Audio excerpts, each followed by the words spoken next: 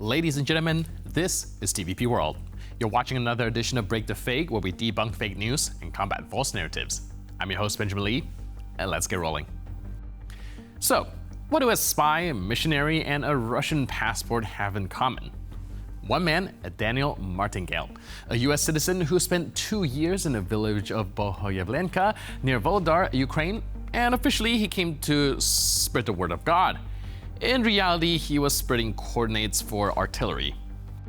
Now, in a scene straight out of the Kremlin brand dark comedy, Martingale's been handed a Russian passport by officials from the so-called DPR. Now, their boss, Denis Pushlin, calls it the highest form of state gratitude. Some people get awards for service, others get paperwork from a regime built on war crimes.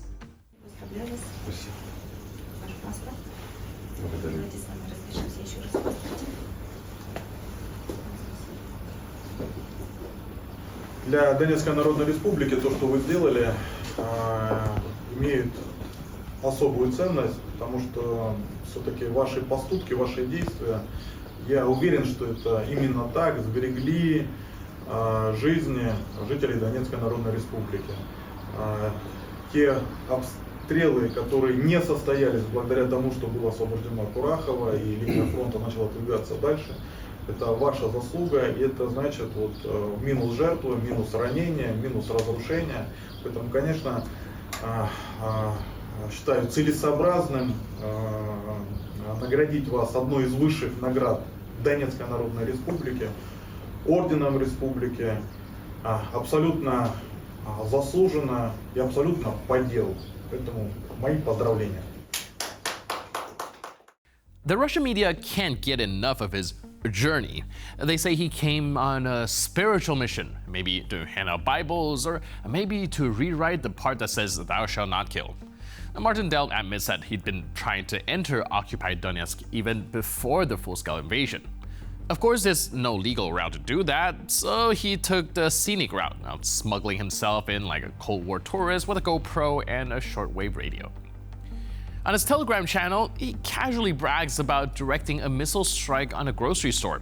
He claims it was a Ukrainian military site. No investigation, no evidence, just a Bible in one hand, a target list in the other.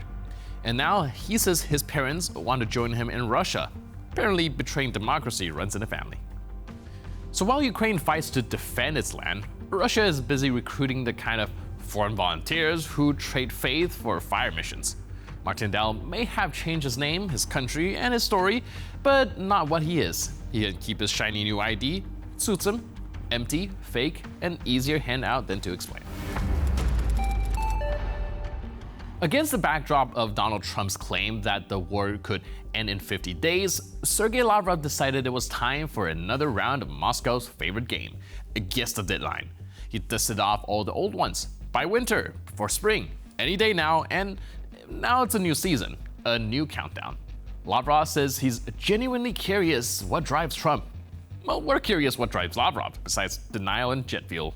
Мы, конечно же, как сказал Дмитрий Песков, мы хотим понять, что стоит за этим заявлением. 50 дней, было раньше и 24 часа было, и 100 дней было.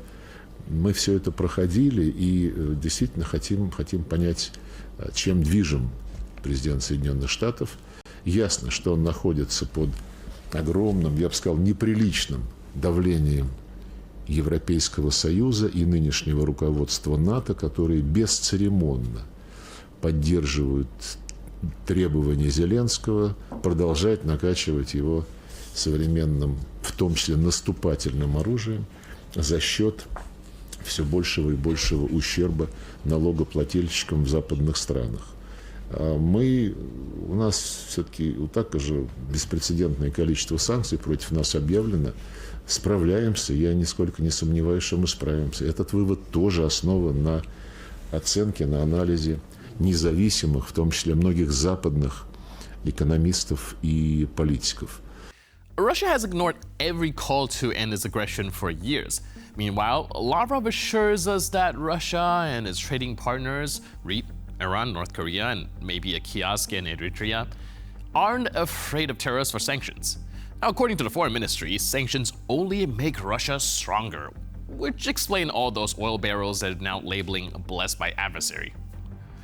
Russia claims it's not afraid of sanctions, but begs for them to be lifted, says it's unfazed by isolation, while whining daily about not being invited to summits. They claim that it's unbothered by trade restrictions, while the ruble collapsed harder than Lavrov's credibility.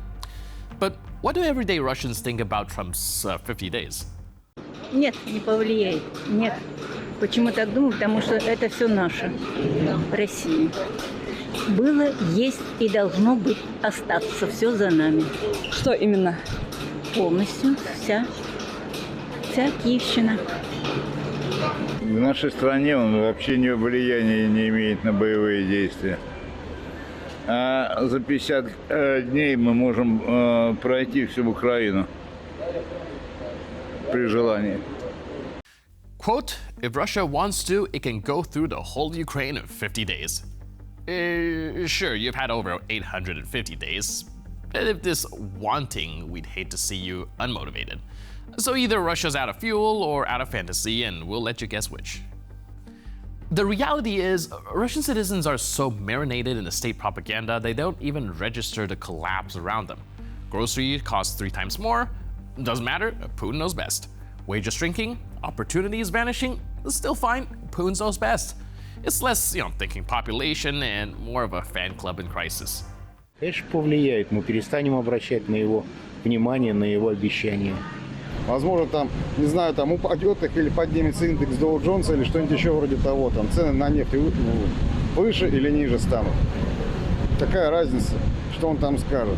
У нас есть своя политика. Я думаю, Владимир Владимирович будет дальше гнуть свою линию, и он просто, скажем так, положит огромный металлический предмет. Я думаю, поняли, о чем я. На все эти заявления. Дальше продолжит политику по денацификации Украины. Что бы то ни произошло. Медленно, но верно идем к победе. And if you thought that was depressing, just wait, because the next speaker managed to crush not only logic, but the last flicker of shared reality. И вообще хотят все Россию завоевать. Даже и Америка, она сюда рыпается уже сколько лет. Так что я не знаю, я бы на Путином месте, честно, взяла бы туда бомбу, кинула, чтобы всех с лица земли стереть. Ну нельзя так, наших ребят сколько погибло. У меня внуки все калеки. Племянника убили. Одного найти не могут до сих пор. Это как так жить нам? Just to be crystal clear, no one is trying to invade Russia. The only thing anyone wants from Russia is for it to stop invading everyone else. That's it. Your sons didn't die defending their country, they died invading someone else's. So maybe if that had been clear from the start, they'd still be alive. It's not complicated. But this is what happens in a country where propaganda isn't a tactic, it's the entire operating system. Russians truly believe the world is coming for them, when in reality, the world is just backing away slowly, hoping Moscow doesn't hit the launch button in a tantrum. An obsession with wiping everything out with bombs? Yeah, that part, tragically, is real. And with that, we conclude this edition of Break the Fake. But for more news, update, and commentary, please stay tuned to TVP World.